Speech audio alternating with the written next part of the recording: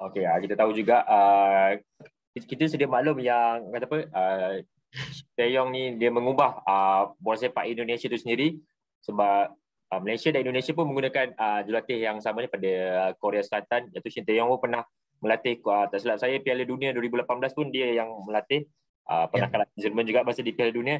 So adakah apa perbezaan kalau sendiri Rehan nampak perbezaan antara kedua-dua pelatih ni daripada Malaysia dan Indonesia? Mungkin kalau di Indonesia saya nampak dia banyak gunakan pemain-pemain yang lebih muda di Indonesia. Kalau di Malaysia sendiri pandangan Rehan perbezaan antara dua? Kalau misalnya tentang Kim Pan-gon ya, sepertinya sekarang Kim Pan-gon lagi sedang I think there's a feel good factor in Malaysia. Kalau misalnya lihat dari Twitter feed from my Malaysian mutuals, sepertinya mereka pada senang ya dengan Kim Pan-gon. Especially kemarin juga qualified for Asian Cup as well. Dan ya, sepertinya things are looking good for us both under these South Korean managers. And ya sepertinya dari sini kita akan melihat improvement untuk kedua Indonesia dan Malaysia. So yeah, I'm a big fan of both managers. Apa yang perkara paling ketara yang you nampak dalam tim Rehan nampak dalam tim Indonesia apabila Shin Tae-yong mengambil alih? Sebenarnya mungkin kita dari gaya bermain dari pelatih sebelumnya juga lumayan berbeda. Mungkin yang tadinya kita dengan Luis Milla lebih ke possession based, dan sekarang ke Shin Tae-yong kita mungkin lebih mengandalkan fisik dan lebih cepat dalam vertical build up playing style, dan juga more youth yang tadi seperti dibilang, Shin Tae-yong lebih memfavoritkan pemain-pemain muda. Dan ya, there's a huge improvement. Kita lihat juga dari FIFA rankings, meskipun I don't think that's the greatest metric, tapi dari kalau nggak salah pertama kali Shin Tae-yong take over the Indonesian national team, kita 175 dan sekarang udah 155, dan kita juga berhasil untuk qualify for Asian Cup in a long time. Terakhir kali juga itu di 2007, 2008. Sama 2007 Malaysia jadi tuan rumah. 2007. Ya, udah tuan rumah kan. Dan that's not on a technicality, karena kita tuan rumah, kita qualify. So kita juga kalau tidak salah terakhir kali qualify untuk Asian Cup on a technicality tahun 80-an atau 90-an. So that's a long time, right? Long time, dan Shin Tae-yong berhasil untuk membawa Indonesia kembali ke Asian Cup. So ya, jadinya banyak positive impact yang dia sudah lakukan untuk timnas Indonesia. Sebab Malaysia dengan Indonesia itu macam Rehan kata, Malaysia almost 43 tahun kau tak layak. Layak pun sebab tuan rumah sama kita 2007. So yeah. Dua-dua pelatih daripada Korea ni dia membawa perubahan, walaupun Kim Panggung lebih baru membawa perubahan dan melayakkan diri ke Piala Asia. Mungkin kalau tak salah saya, masa awal-awal Shin Tae-yong mengambil alih pun ada juga fans-fans yang tak berapa gemar, mungkin kurang sabarlah melihat perubahan yang dibawakan oleh dalam skuad Garuda. So sekarang ni tak silap saya Shin Tae-yong memegang 3 pasukan. Pasukan utama Garuda, lepas tu bawa Under 23 dan Under 19 sekarang yang sedang beraksi di FFF. So macam mana melihat perkara ini? Adakah sebagai fans setuju untuk dia melatih ketiga-tiga generasi ini? Ada tak gangguan untuk mempersiapkan, sebab kena pasukan kebangsaan dia dah layakkan ke Piala Asia. Mungkin di bawah 23 nanti ada kelayakan ke Olimpik pula. Dan 19 tengah berlangsung Piala AFF. Mungkin Rehan punya pendapat macam mana? Ya, kalau misalnya saya sendiri, I have a strong opinion on this. Saya kurang setuju kalau misalnya, saya tidak setuju ya dengan Shin Tae-yong melatih 3 kelompok umur, U19, U23, dan senior. Karena the agenda itu terlalu padat. Kalau misalnya dia melatih 3 kelompok umur, the simple solution is ya kasih aja U19, dikasih untuk pelatih lain yang dia percayakan.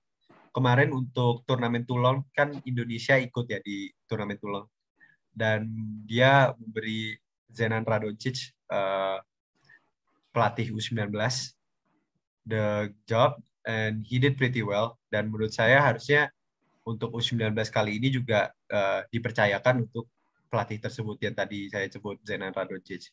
Dan ya karena kan kalau tidak salah juga untuk tahun depan Piala Dunia U20 dan Asian Cup kalau salah ya. Ya.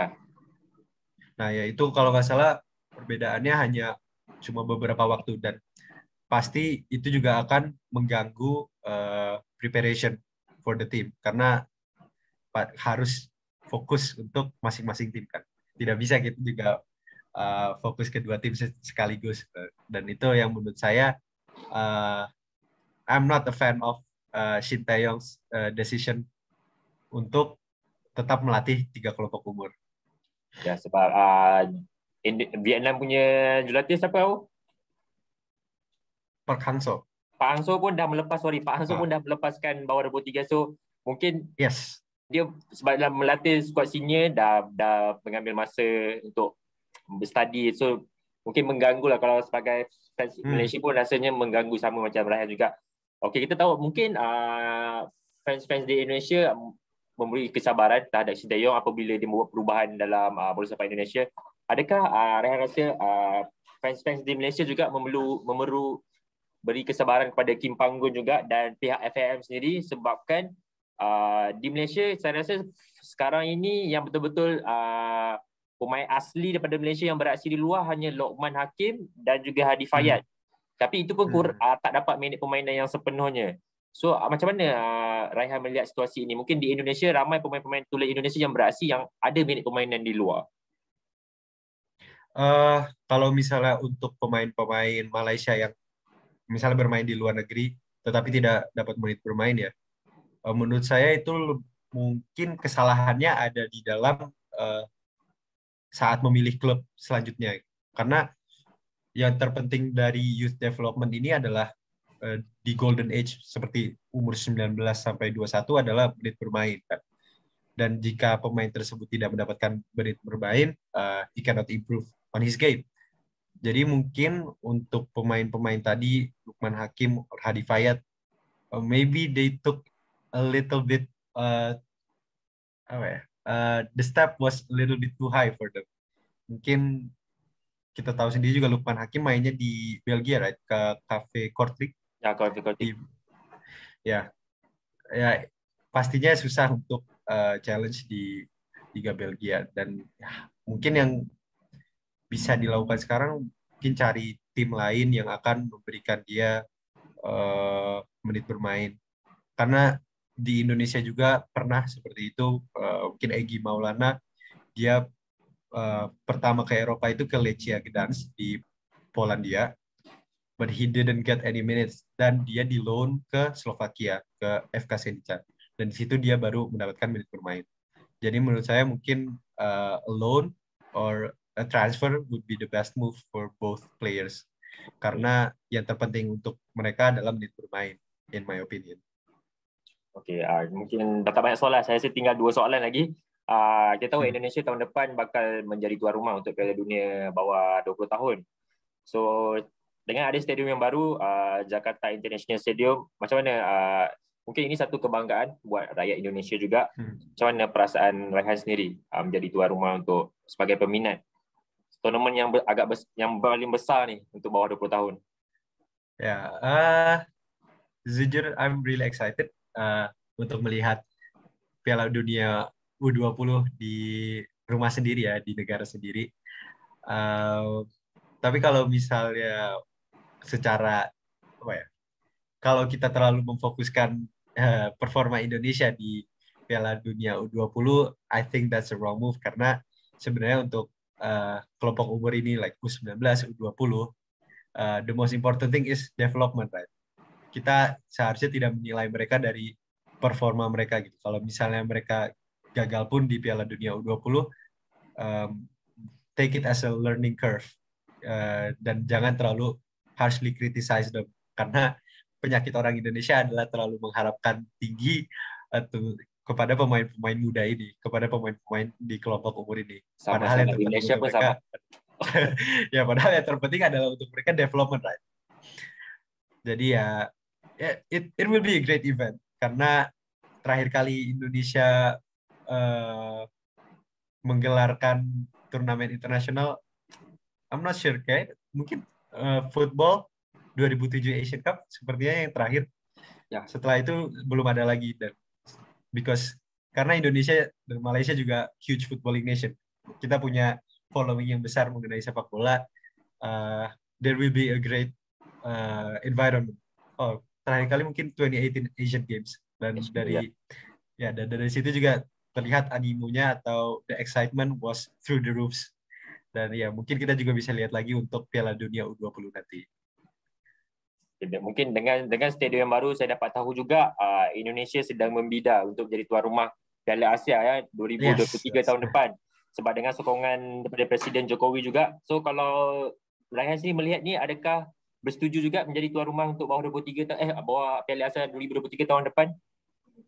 Sebab last pun kita tuan rumah bersama tahun 2007 dulu. Bisa saja nanti tuan rumah bersama lagi. Tapi sebenarnya saya juga belum delve into this banget, belum terlalu memikirkan tentang potensi Indonesia menjadi tuan rumah Piala Asia.